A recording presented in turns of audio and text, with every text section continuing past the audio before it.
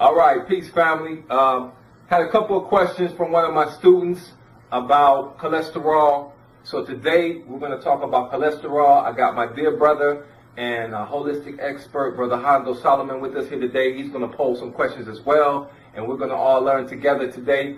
So I want to address cholesterol, and many of you, and maybe Hondo and I will kind of have this dialogue to kind of help the learner understand a little bit more about how this thing works.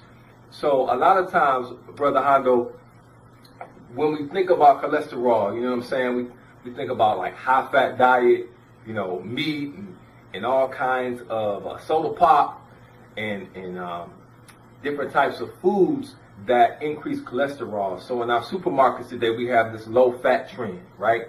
And most people, when they think about or they consider cholesterol, in your experience, based on what you've dealt with, what do most people say causes their cholesterol? They say fatty foods such as meat. Yeah. I've even heard that the liver actually creates its own cholesterol. Right. On a vegan diet. Right, which it does. Which it does. And basically the fats from the meat and the cholesterol inside the meat will actually build up within the arteries and the blood vessels. Build up the arteries and the blood vessels. So here we have, we're going to say this is an artery. I'm making a big exposure for y'all so y'all can see it. This is the inside of an artery. And Brother Hondo Solomon hit it right on the nail.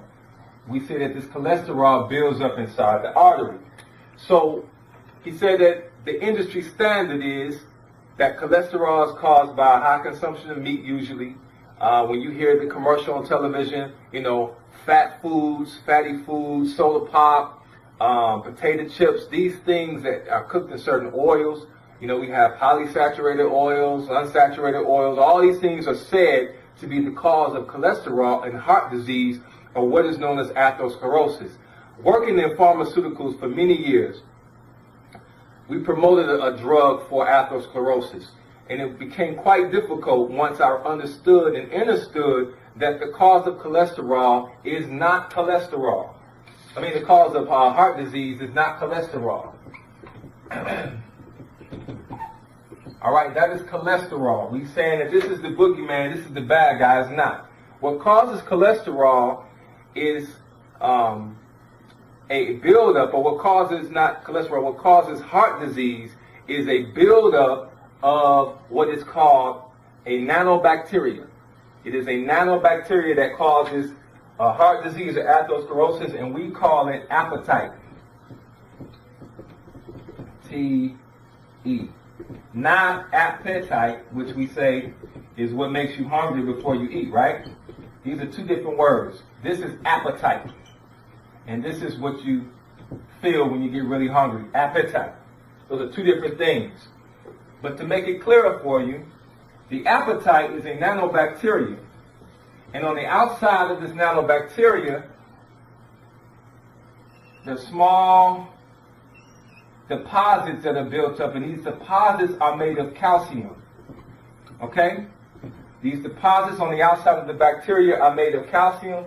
Some people haven't really determined, when you talk about this appetite, whether it's a bacteria or it's a virus, some people really haven't really determined what it is, but most scientists in the lab will say that it is a nanobacteria, and it builds up a calcium layer on its outer shell. Now, let's just walk through this together so we can understand the process. When this calcium builds up on the outer shell, these nanobacteria, they congregate. And as they congregate, they build up higher and higher and higher. Each of these bacteria have a calcium shell that's on their outer skeleton. And they build up higher and higher and higher until they keep building and keep building. Okay, that's how they function. Now, when you talk about calcium, right, and the function of calcium, what are some of the primary things that we use calcium for? For example, if you eat Thanksgiving dinner and you had a really crazy meal and you got indigestion, you got acid reflux, what do you usually take to address the acid buildup? Calcium tablets like Tums, Rolaids. Calcium tablets, Tums, right? Rolaids, right? And the calcium does what? It lowers the acid, right? So we can get some kind of insight here as to why these bacteria are growing out of proportion because of what? The pH of the blood is acidic. Acidic. I know this stuff is getting crazy over here. I'm going to clear it up in a minute. The pH in the blood is acidic.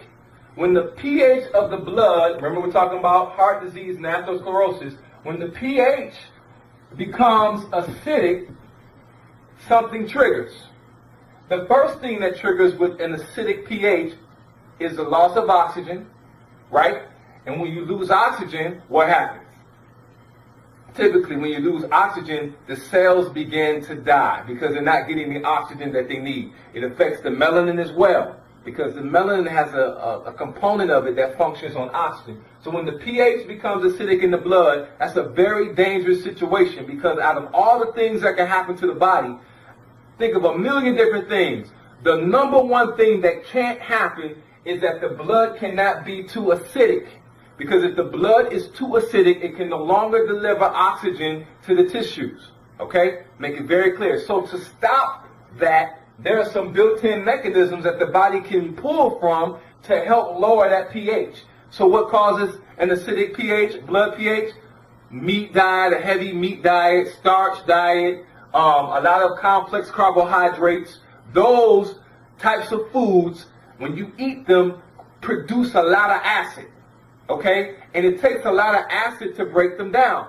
Typically because these types of foods pull water out of the organs and the tissues. Right, brother? That's absolutely correct. So when they pull that out, the body's like, yo, man, you put all this stuff in me. I'm losing water. My blood pH is going up. Something's got to happen. This happens. This appetite comes into play. And where it comes into play is right here in the artery. And these, remember I told you these appetite build up a cluster, kind of like coral calcium. They build up a cluster, and that cluster builds up in the artery. Now what happens? Now that you got this bacteria growing, right? It'll grow to help lower the blood pH. Like that's what we said, right? Well, what happens if you keep the blood at a high pH of an acidic content? What happens if the blood stays at a high acid content? Are these bacteria going to stop growing? They're going to keep growing. Going to keep growing. They're going to keep growing. So now we got a problem because the bacteria called appetite, which have calcium shells, are producing this calcium deposit to help lower the pH. But you keep eating the same acidic foods, right? Che, this would explain why a lot of vegans still get atherosclerosis. Absolutely. Is because they're eating too many starches. Is that too correct? Many starches, salt, sugar, complex carbohydrates, pastas. These produce the same appetite. That's why you got, as you said, brother, a lot of our brothers who are vegans, sisters who are vegans still have atherosclerosis. So if this bacterial outgrowth is not being stopped because you continue to eat the food that's producing a high acidic pH for your blood, the body is in a really tough predicament because while this was being used at first to help the body, now it's becoming a problem for the body. So what happens next? What does the body need? Any guesses what the body might need now to help deal with this appetite? Cholesterol. Cholesterol buffers the acid. Cholesterol buffers the acid, but cholesterol is the body's #1 repair molecule. So when this appetite begins to grow in the artery, it ruptures the lining of the arteries on both sides. I hope y'all can see that. I know I'm scribbling. It ruptures the lining of the arteries on both sides. And the cholesterol is there to actually cover the scar tissue. Absolutely, brother. You hit it right on the nail. The cholesterol is now needed to come in and deal with this appetite that's growing out of control. So now the cholesterol comes in. Lipids, right? Lipids are the fundamental building blocks of cells. Nothing in your body can be constructed without cholesterol. Cholesterol is the primary repair molecule. You fall down and scrape your elbow on the ground.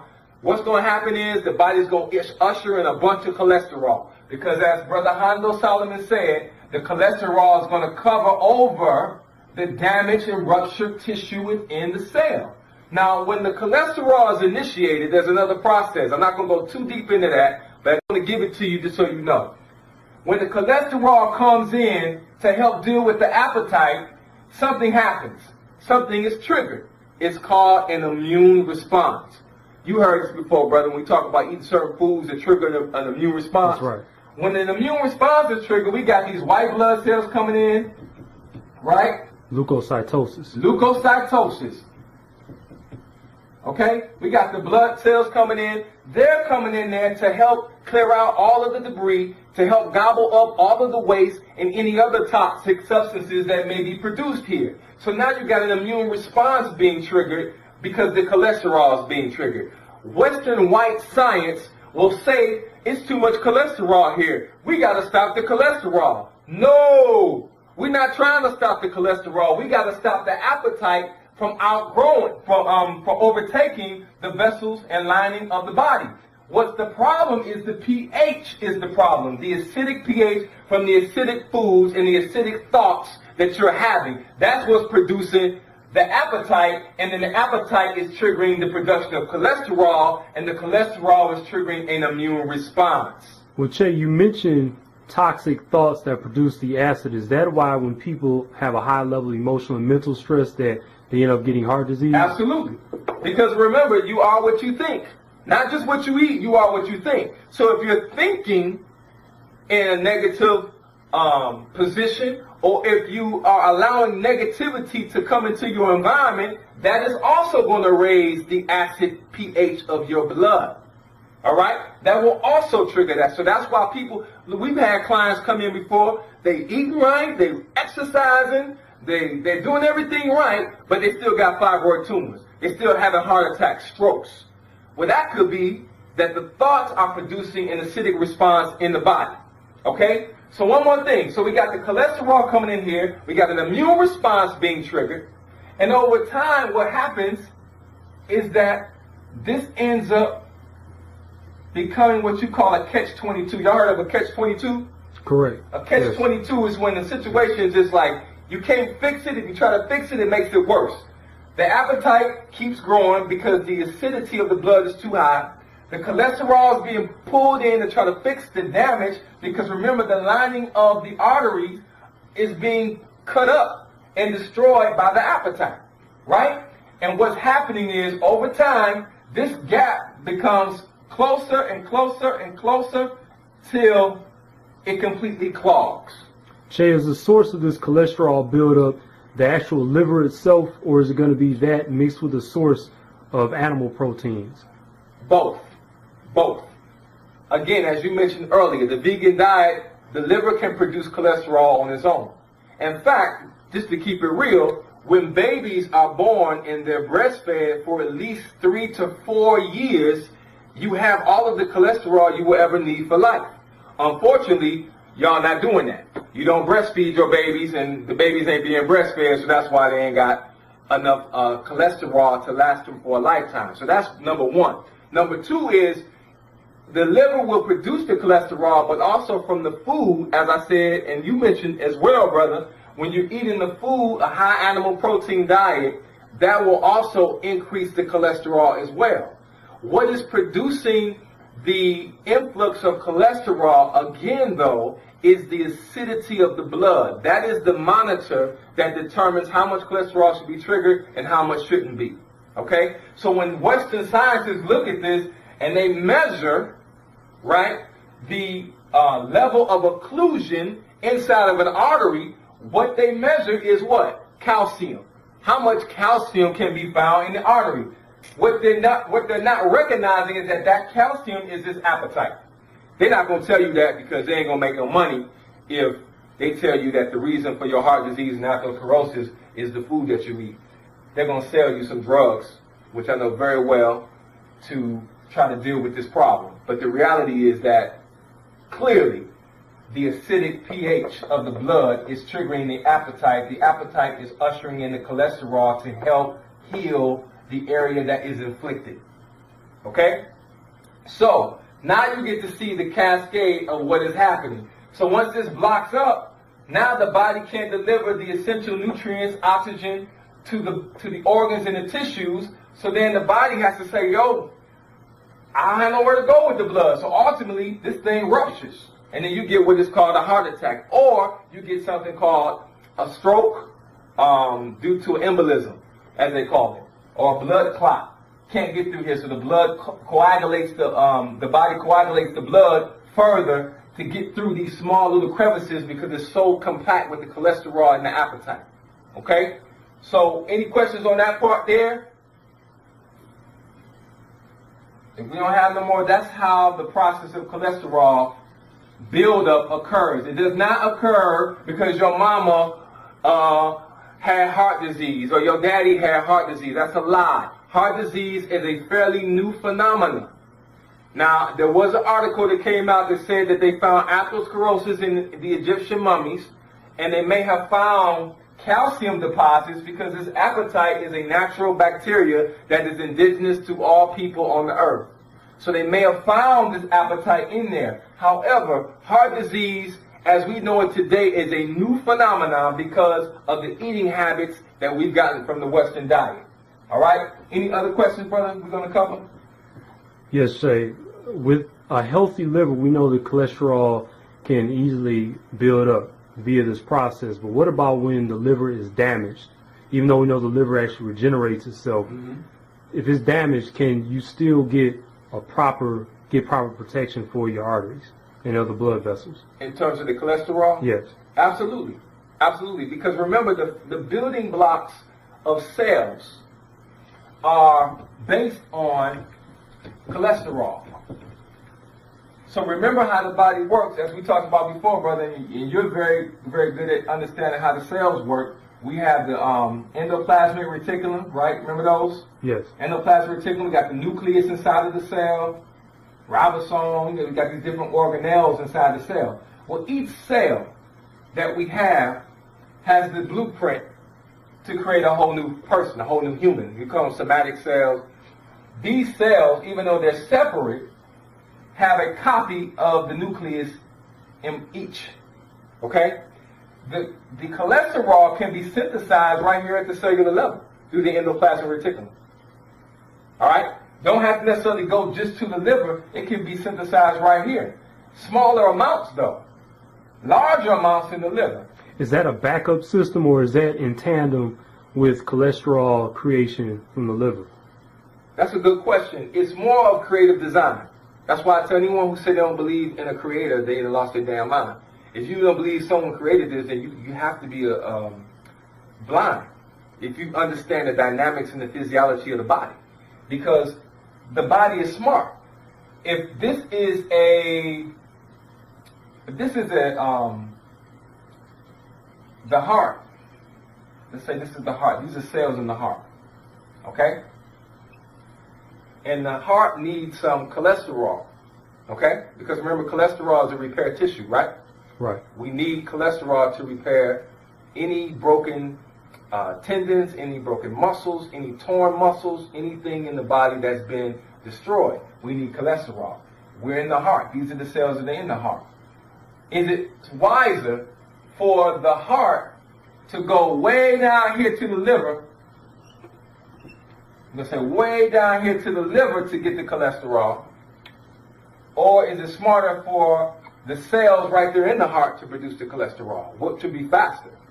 It's more efficient for the cells to synthesize their Absolutely. own cholesterol. It's more efficient for the cells right there to do it, as opposed to waiting for the blood to go down there to synthesize it, to do the RNA, DNA transcription, all that stuff.